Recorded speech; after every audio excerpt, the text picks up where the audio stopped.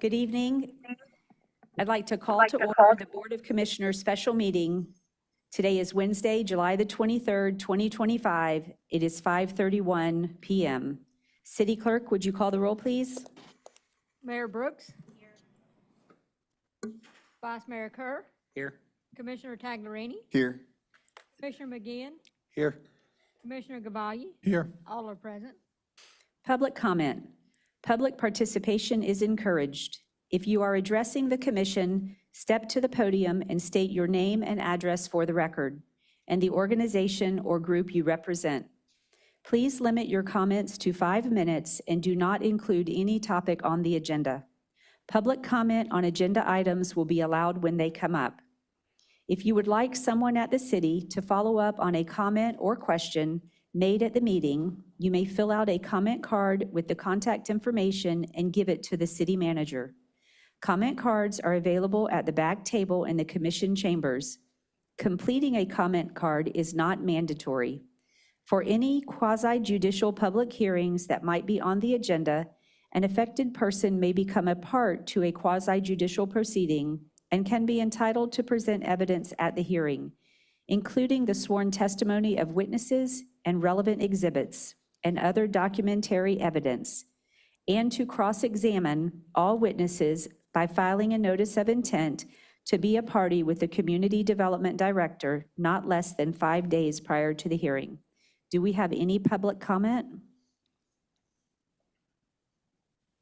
With no public comment, first on the agenda is public hearings, ordinance 2025-14, elevating and moving structures, first reading and public hearing. I will hand this to the city attorney. Thank you, Mayor. This is ordinance 2025-14. I'm going to read it by title only. An ordinance of the City of Madeira Beach, Florida, amending Article 4, moving of structures of Chapter 14, buildings and building regulations of the Code of Ordinances to revise the title of said article to elevation and relocation of structures, to establish requirements for elevation permits, require document submittals, provide for setbacks, and address conditions of permit issuance for the elevation of existing structures where the structure remains within the original horizontal footprint, providing for conflict, providing for severability, providing for codification, and providing for an effective date. That was the first reading of ordinance 2025-14 by title only. Jenny, are you going to make a presentation? Yes, and Marcy is on her way up here right now. So ordinance 2025-14, the elevating and moving of structures. We brought this to Planning Commission as a discussion, and then the last BOC workshop where we provided you the very rough draft of this section.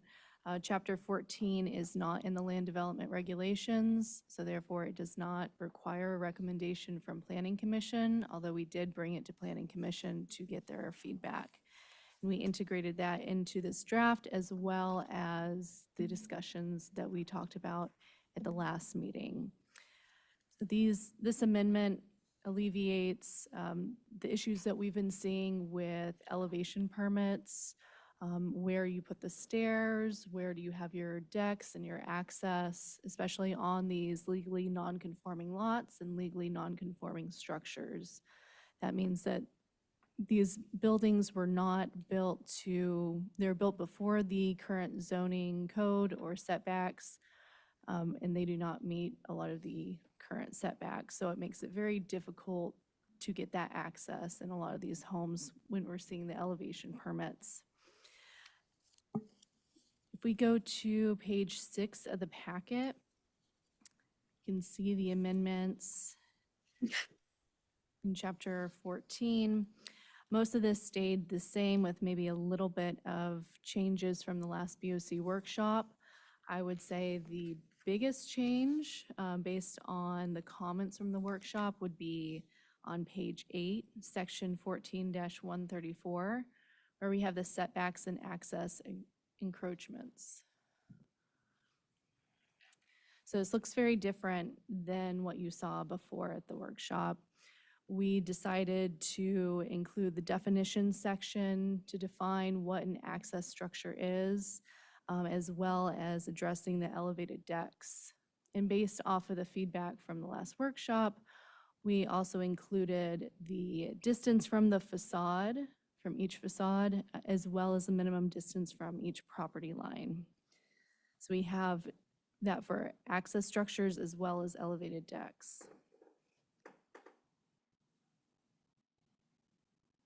And that's really the biggest change from last BOC workshop. Marcy, I don't know if you wanted to add anything? Nope, I think that was a pretty good explanation, and I'm sure we'll have a lot of questions, so we'll just kind of fill in any clarifications we can with you guys. Do we have any public comment?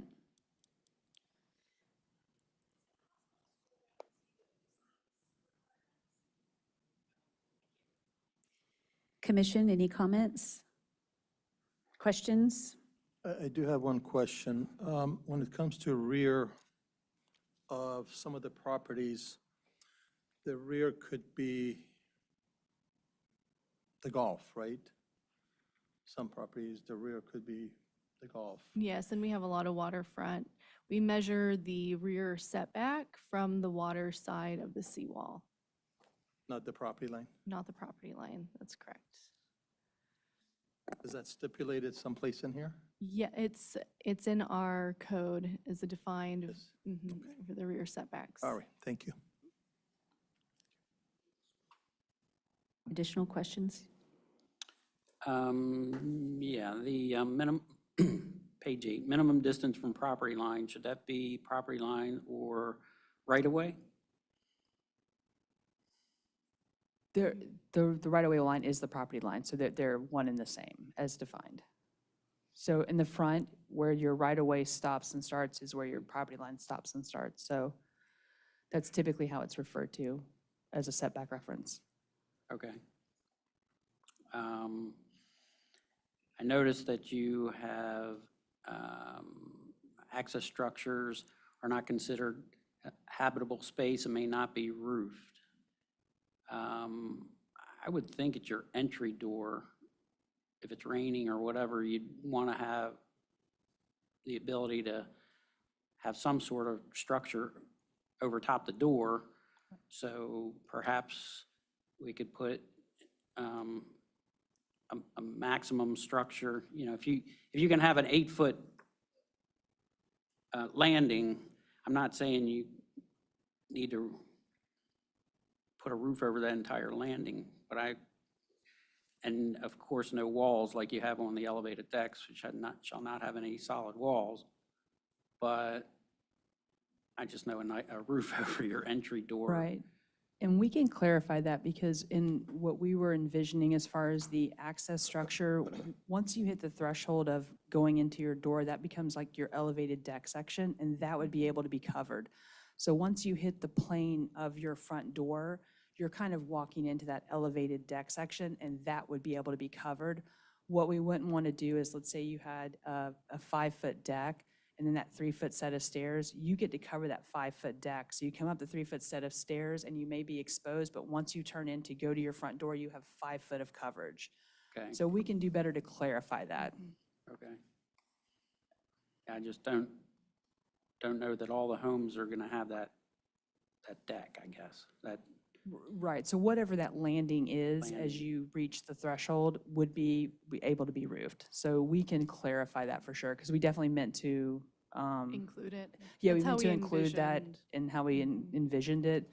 Once you hit the landing that is basically flush with your door, we expect that to be covered. So we'll make sure we word that such that people understand that. Okay, I'm just throwing stones, make sure we can write it as best as possible, No, so we don't have it. 110%, yep, Absolutely. no, Any agreed. So that was the intent by, for sure, so we'll just see if we can massage the wording such that it is maybe clearer, but that was always the intent.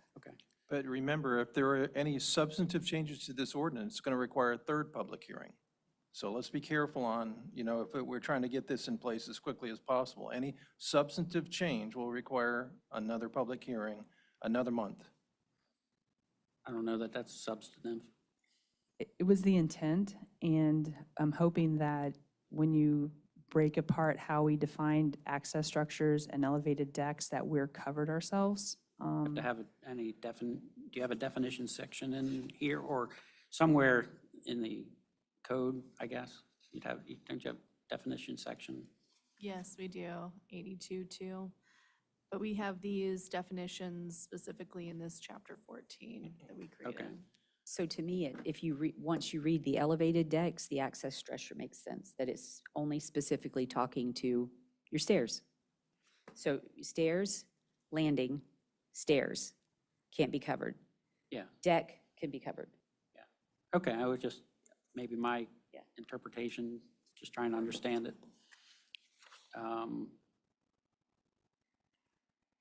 No other questions? Any additional questions? Questions? With no additional questions or comments, do we have a motion? I'll make a motion to approve the first reading of ordinance 2025-14, amendments to Chapter 14, Article 9, elevation, relocation of structures. Second. Is that correct? 4? Yeah, Article that's 4. Okay. Do we have a Article second? 4. Second. City Clerk, would you call the roll, please? Vice Mayor Kerr, Yes. Commissioner Gabaglia, Yes. Commissioner McGinn, Yes. Commissioner Taglerini, Yes. Mayor Brooks. Yes. The motion carried 5-0. Next on the agenda is new business. A, interlocal agreement with Pinellas County for multimodal impact fees. I'm not sure who's taking that one. Yes, I can open it up. And we do have Rodney and Nicole here with Fort Pinellas. They have a presentation that was in the packet as well as the agreement. This is the agreement to continue collecting their multimodal impact fees. So you know, we discussed this a few workshops ago. We collect their multimodal impact fee and we retain 50% of that. But I can give it over to Rodney if you're ready. Thank you, Jenny. As Jenny indicated, my name is Rodney Chapman. I'm the division manager with Fort Pinellas. With me tonight is Nicole Galasso. She is a principal planner and a project manager on this important project we've undertaken. Just a little bit from me before I turn it over to Nicole. I'm sure most of you know our agency, but one of the things I like to emphasize is we are not Pinellas County. We are a dependent special district of the Board of County Commissioners. So we are a aligned agency with Pinellas County. And one of the things that we do quite often is provide technical support to our many communities around the county. So for example, one of our planners right now is serving as the town planner in Redington Beach. We also recently completed safety studies for Treasure Island and St. Pete Beach on Gulf Boulevard. And right now we are doing a mixed use regulations project for Indian Rocks Beach. So that's a snapshot of some of the more small scale local assistance that we provide. And in other ways, we provide more countywide assistance, which touches pretty much every community here in the county. Most recently, that has taken on the form of this multimodal impact fee ordinance update. This project was brought to us from the Pinellas County Administrator, Barry Burton. He asked our executive director to take on this update, and we graciously agreed. And we've been working on this project for about a year now. In the midst of us doing the ordinance update, the Florida legislature passed House Bill 479, which is the reason why we're before you tonight. The House Bill 479 added a lot of requirements into the state impact fee law.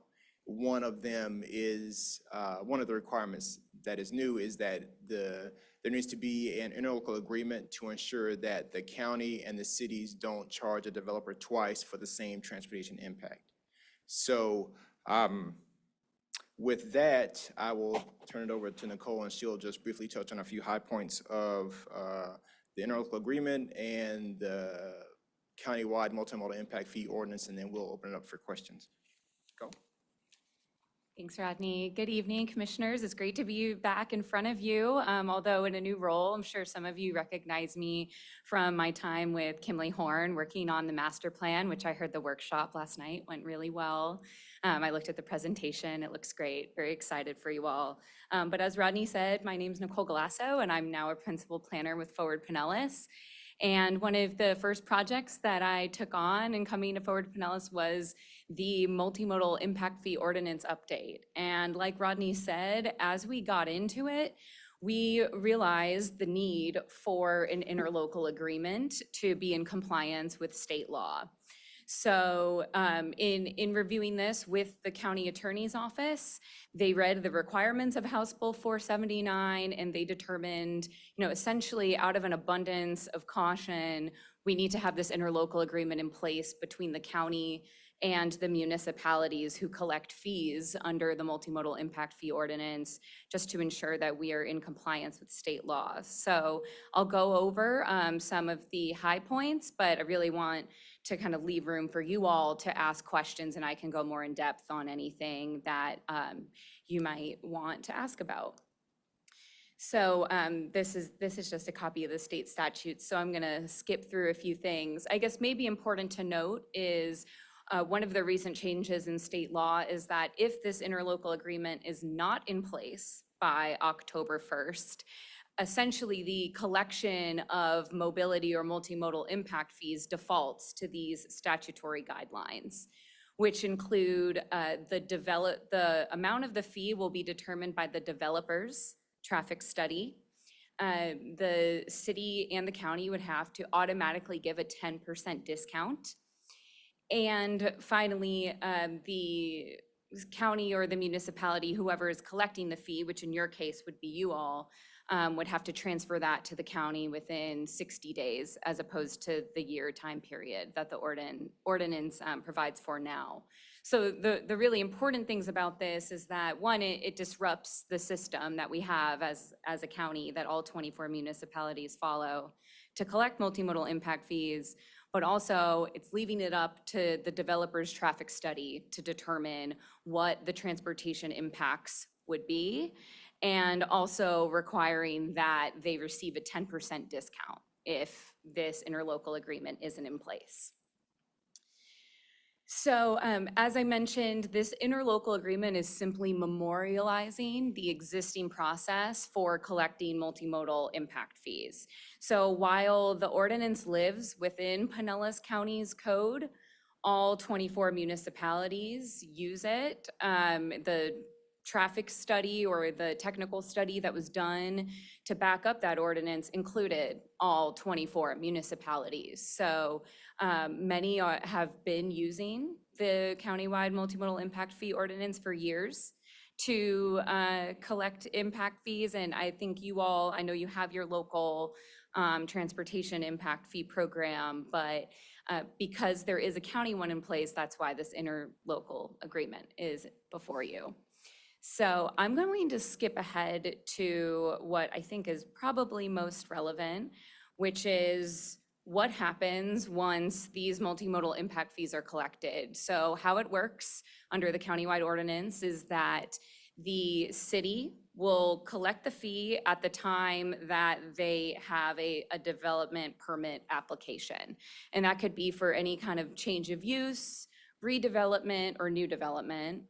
And they would calculate the fee based on the net impacts that that development would bring to the transportation system. So if there's no increase in floor area and it's the exact same use, there's no impact fee because there's no net increase in transportation impacts.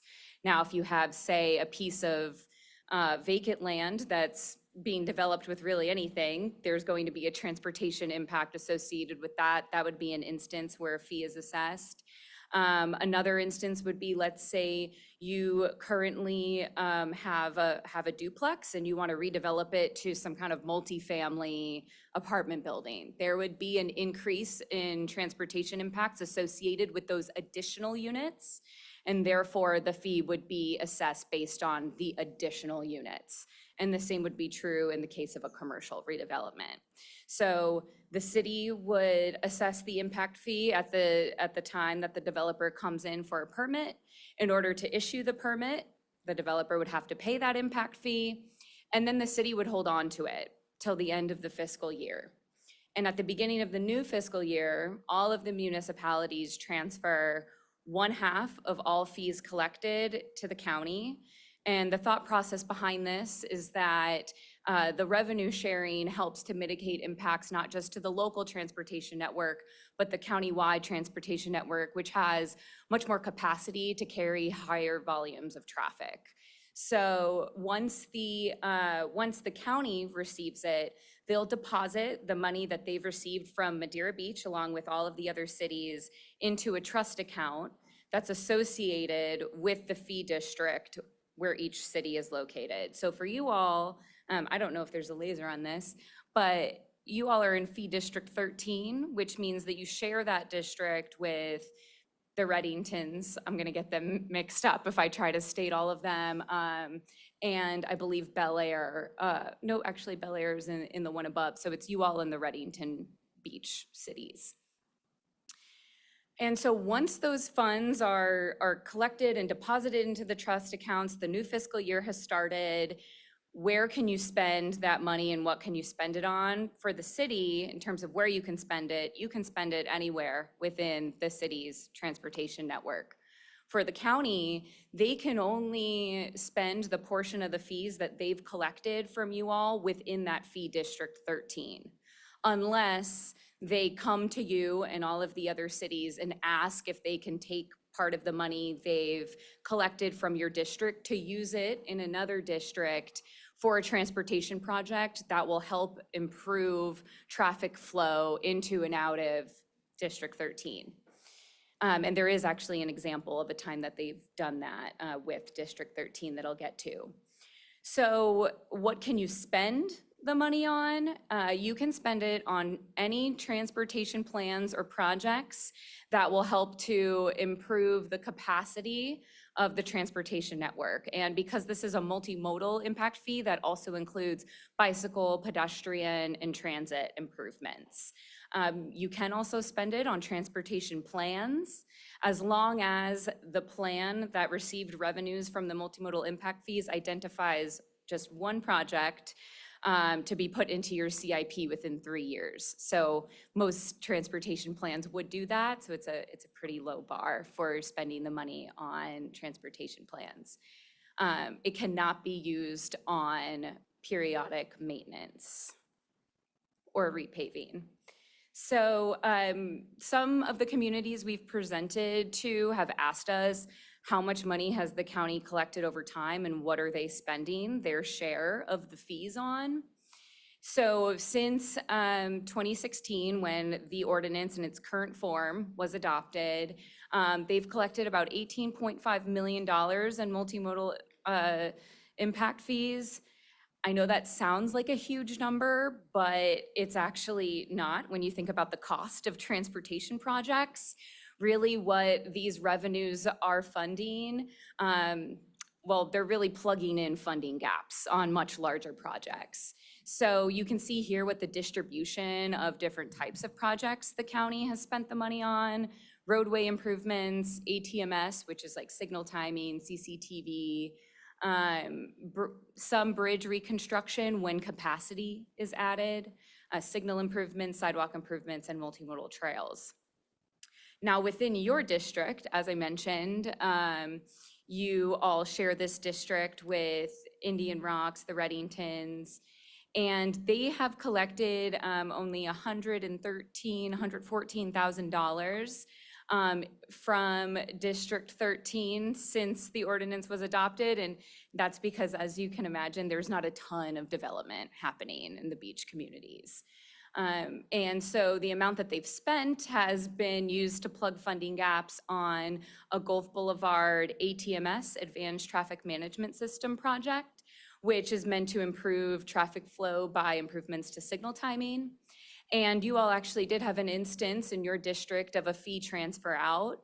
The county used some of the monies it's collected from District 13 on the West Bay Drive Complete Streets project because there's a connection at Indian Rocks Road and the causeway that comes over to District 13 where they wanted to do some improvements to help improve traffic flow in that area. And that's how they justified using fees in an adjacent district. So with that, the interlocal agreement that is before you today is really just meant to continue this existing system. It will allow the city to retain 50% of all fees collected, which you can program for spending in future fiscal years. And it will essentially just help us really be in compliance with state law so we don't have to default to the state guidelines. And so your options today are, of course, you could approve it. This still does have to run through a few other communities, and this date has now changed since a few had to delay their approval. And we'll be going in front of the BCC on September 4th for the final approval of the ordinance. And then, of course, as I mentioned, if you don't approve it by October 1st, then we'll default to those statutory guidelines that I explained. So with that, I want to leave some time for you all to ask questions. Thank you. Do we have any public comment? Will you step up to the podium, please? I just had a question. When I was watching the show, I noticed the distribution of money to the different cities. I didn't see Madeira Beach on it. Are you That one right there. This slide? Yeah. Yes, so when the county receives money, they deposit that money into a trust account that's associated with the fee district that I mentioned. Sure. And so some of these districts have multiple municipalities within them. Okay. So that's why you don't see Madeira Beach Okay. explicitly because it's grouped in with the mid-county beaches. Sure. Whereas, a city like St. Pete or Largo or Clearwater, those boundaries generally follow the city's jurisdictional boundaries, and there's much more redevelopment happening there. So that's why they kind of have their standalone Sure. district. Yeah, So let me just interrupt for a moment. Just to clarify, it's public comment. It's not a Q&A. Okay, sorry. So I understand your question, but it's for public comment. Sure. I didn't know what. That's okay. the question was. Different. Do we have any additional public comment? No, thank you. Commissioners? Any comments or questions? I have a couple of questions. Okay. Nicole, welcome to Forward Pinellas. Thank you. Great team. Yes. And Rodney, great seeing you. It's been a while. Yes, it has, but originally you were with Tarpon, then you went on with the county. That's been a long time. I have a couple questions. As far as multimodal fee, we cannot charge any more than what the county is charging. Is that correct? In other words, you have your table and we use that table to charge, and we cannot have any extra attached to that. So the countywide ordinance does lay out some options for an alternative fee calculation, and does give discretion to the city manager or designee, whoever is actually administering the ordinance, to make some decisions on whether they want to default to an alternative fee calculation. But my understanding is that you couldn't necessarily use that to charge more, but you could use that alternative calculation method to charge less, if you've worked out some sort of agreement with the developer. Understood, and I appreciate that because residents really need to know that we're not, charging any more than what the county charges. And as far as calculations, we could get a traffic engineer to do some calculations for us or interpretation of the code for calculating traffic impact fees. If we, the city, makes a mistake, let's say, and calculates to be less than what it should be, would you come back later and say, well, you messed up and you charged this guy, for instance, $100,000? Well, that's a lot of money. Let's say $1,000, it should have been like $1,200, and therefore you have to pay us back $200. Would that ever be a case? Well, Commissioner, personally, I wouldn't come and tell you that. And I don't think Pinellas County would either. Honestly, they're not watching over the municipalities to see, what development permits you all are approving. This is something that's dealt with through your normal building and permitting processes.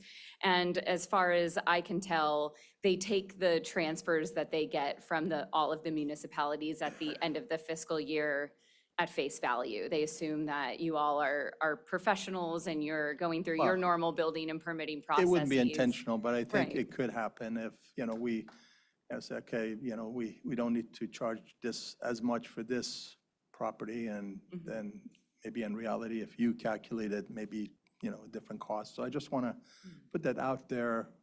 I don't, I'm just asking that question. You I may don't not think the know county answer. will be knocking Yeah. down your door for extra revenues. I also do want to note that the ordinance it lays out a few options for calculating the fee. Most municipalities just use the fee table that's already there, which makes it really simple for whoever is administering or reviewing the development permit. Essentially, they just have to find the land use and do a simple multiplication problem of the fee rate against the floor area or number of dwelling units. Well, that's where also the traffic engineer comes in. I think about this sometimes. Well, a couple could have a house that's maybe 1,200 square foot, another couple could be 12,000.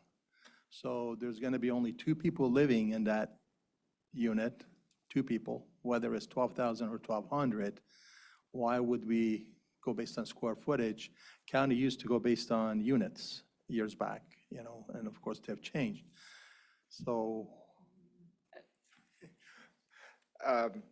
Who should bring up a good point. One of the things that we are working on that we didn't talk about in detail is we are working to update the ordinance. So a couple of things that we've learned over the last year that can be improved is sort of what you're getting at in terms of administrative interpretations. So one of the things that we're going to be working on this coming year is developing an administrative manual. So there's consistent interpretation of the ordinance and how uses are classified across the 25 local governments.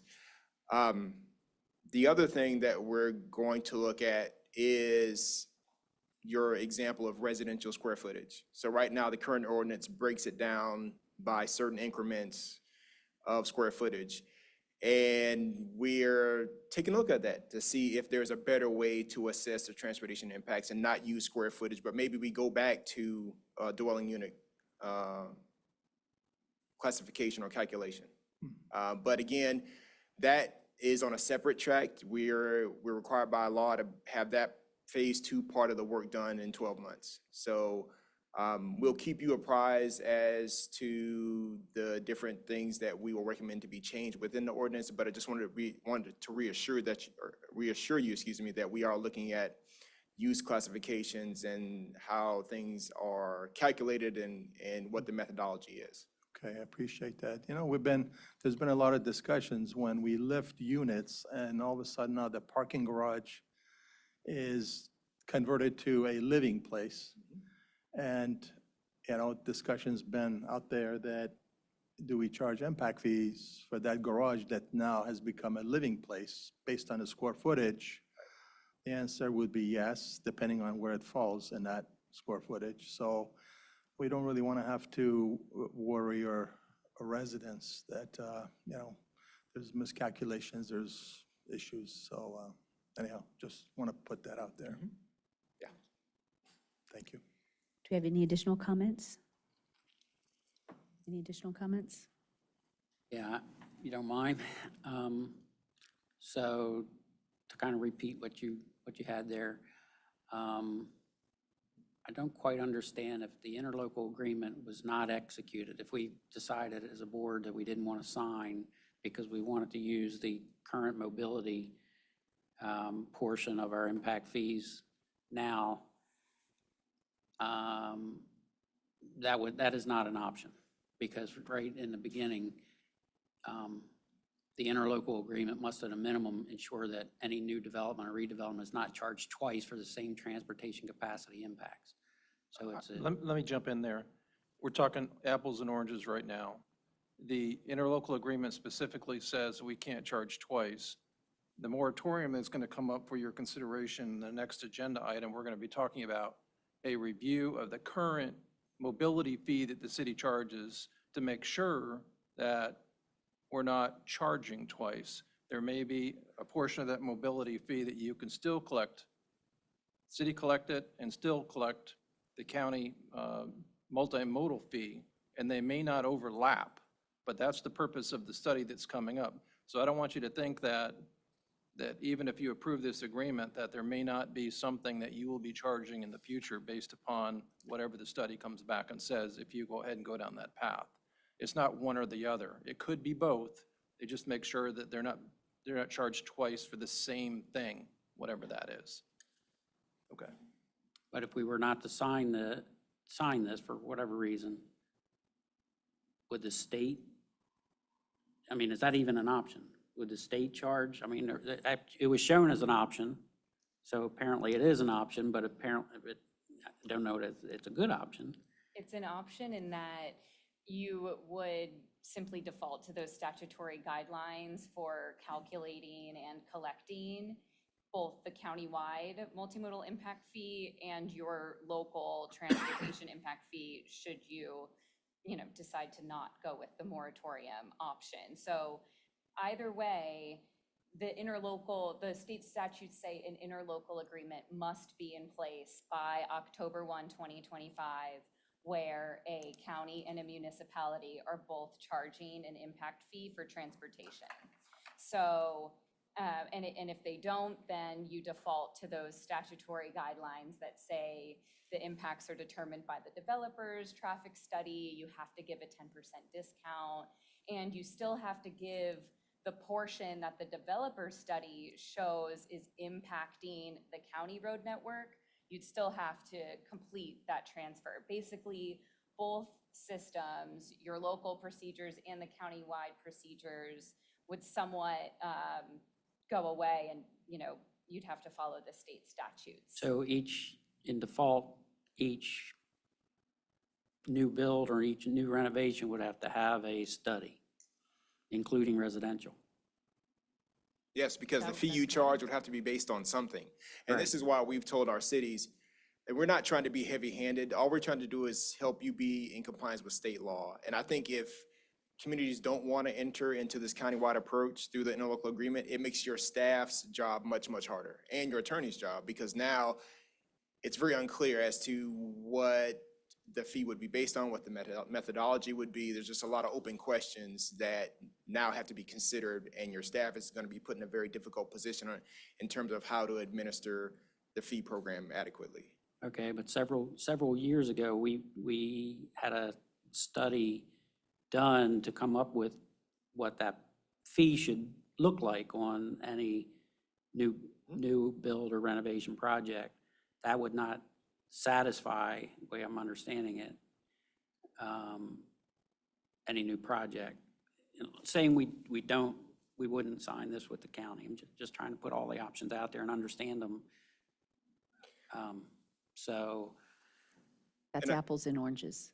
Yeah, and I think as That's your attorney. completely different. Yeah, as your attorney advised, we have a study update underway. So over the next 12 months, we're going to have a clearer picture of what you all can do to be able to maintain your local mobility fee program as well as this countywide approach. It could be that both can exist. We just don't know that right now.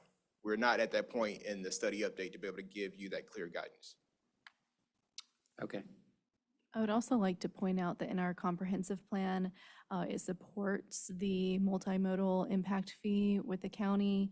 It says that the city will cooperate with the MPO, Pinellas County, to ensure that multimodal impact fee ordinance, and that we would utilize half of that monies. So that is in our comp plan as well. Okay. Thank you. Do we have any additional comments or questions? With that, do we have a motion?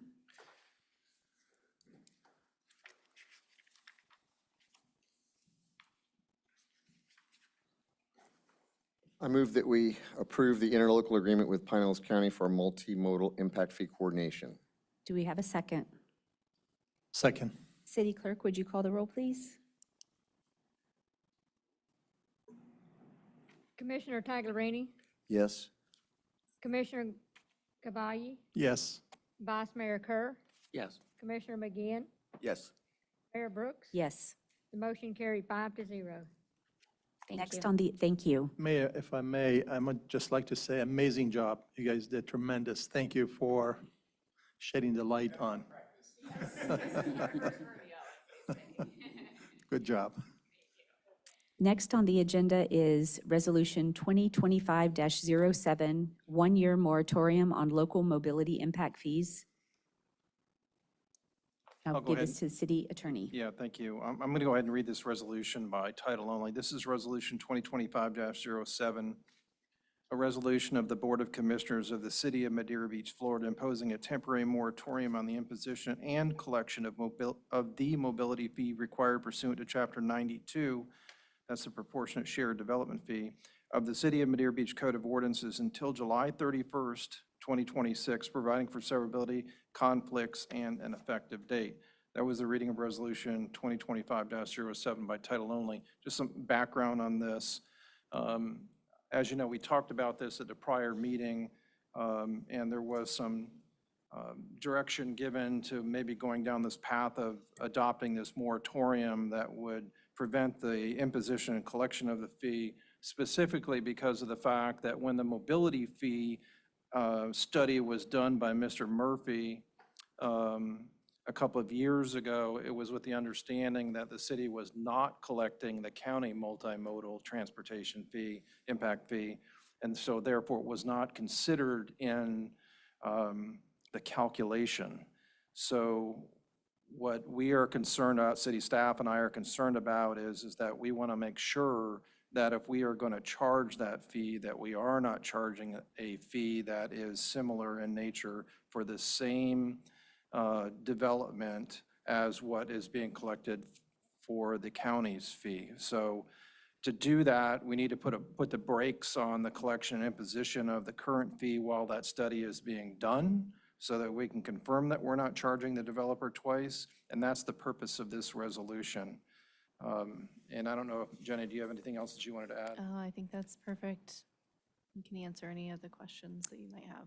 Do we have any public comment? Commission questions, comments? One question, would the county be okay with that? Is the county going to be okay with us having this moratorium? The county really doesn't have a say-so one way or the other. You're in control of this fee, and so I'm not sure that, I did not reach out to the county and ask them whether they're in agreement. I don't see why they wouldn't be in agreement when we're trying to make sure that what we're doing is correct, that we're in compliance with the statute, and we will be in compliance with the interlocal agreement now that we're going to go ahead and sign that. Well, I figured if they're party to this collection, then they must have a say-so. Collection of impact fees. No, this is our impact fees, Our not impact theirs. fee, Yeah, Right. this is just the city impact fee on mobility. I see. Okay. Okay. Thank you. Comments? Comments, There's, questions? there's a study that's going to go on. Is this being done by Forward Pinellas, or is this being done by someone that we hire? Is that who's doing the study, and is there a cost to us for that? That's what we would come back to you. So there will Right be a cost now, for it. This is just a moratorium Right. on that local mobility impact fee. We would still be charging the culture and rec and the public safety, just the mobility section we would have a moratorium on. And then after this, we will eventually be coming back and discussing some sort of study and what that looks like. This is just the moratorium. Will the costs of engaging the study, will there be any impact to public services, city costs, et cetera? We have Just- Jerry also, he should be on the line as well, if you wanted to ask him any questions as well. But we would have to be doing a study to see, are we charging twice for the same impacts on transportation? And that's what we wouldn't want to be doing. So there's not going to be a significant shortfall of income, of revenue? We would have to do a study and then see what it looks like. I guess I meant during the moratorium. During the moratorium, we would still collect the culture and rec section, which is the largest chunk of our local impact fees, as well as the public safety. Okay, thank you. fees. So I'd just like to clarify, since Forward Pinellas is still here, you are doing a study, and your study is going to determine whether or not we are double dipping? That's kind of what I heard. Not their study, but Rodney can speak more to that. Yeah, so as I mentioned earlier, the ordinance update will examine how the local Madeira Beach mobility fee program can exist alongside the countywide program. So we'll come back to you all and your staff with an approach where both can exist. So that's what I understood. So the Yes. reason I asked the question is because I have zero interest in our city spending any money on a study if you're doing a study, Was my- right? So if you're That was going to where I do a was headed. study and you're going to come back to us because we're going to sign an interlocal agreement, and if you're going to come back with us with a study that you're going to do, I think that we wouldn't want to consider doing any studies here until we get that information. And putting a moratorium on collecting is, I don't feel like, based off our conversations, that we have a choice. We have to do the interlocal agreement. That's easy peasy. We have to do a moratorium on this until it can be determined what is proper. So our residents that are redeveloping or business owners that are redeveloping are going to, for the next 12 months, pay less money. Correct. It's not money that we have in our budget because we don't know what people are going to do over the next 12 months. So it's like extra money. And so to me, it's an easy yes to say yes, and then wait until we get additional information. And then we might want to do another study within our city. I doubt it, but maybe. Maybe. Thank you very much. Thank you. Any comments or questions? I have one question. Yes. Once we adopt this, should we also adopt any changes that the county will come up with due to their analysis and I would think we calculation? wouldn't do that until they brought it back to us. So when they finish all their study, they're going to come back to us with whatever they determine for And then we'll discussion, do another, if it's needed, right? no, that's fine. Any additional questions? Do we have a motion? I move that we approve Resolution 2025-07, the one-year moratorium on the collection of cities' local mobility impact fee effective upon adoption until July 31st, 2026, unless the Board of Commissioners rescind or extend the moratorium by subsequent resolution. Do we have a second? I'll second. City Clerk, would you call the roll, please? Commissioner Taglerini, Yes. Commissioner McGeehan, Yes. Vice Mayor Kerr, Yes. Commissioner Gavayi, Yes. Mayor Brooks. Yes. The motion carried 5-0. Next on the agenda is Forward Pinellas Board appointment. And I'm not sure who's presenting this. Thought it was you. I mean, Yes, you were. I can tell what it is. I can, Yeah. if you want me to tell everyone. Sure. Excuse me. Yeah, the- go ahead, Mayor. The Big C has a representative on Forward Pinellas's board, and Mayor Will has been that representative.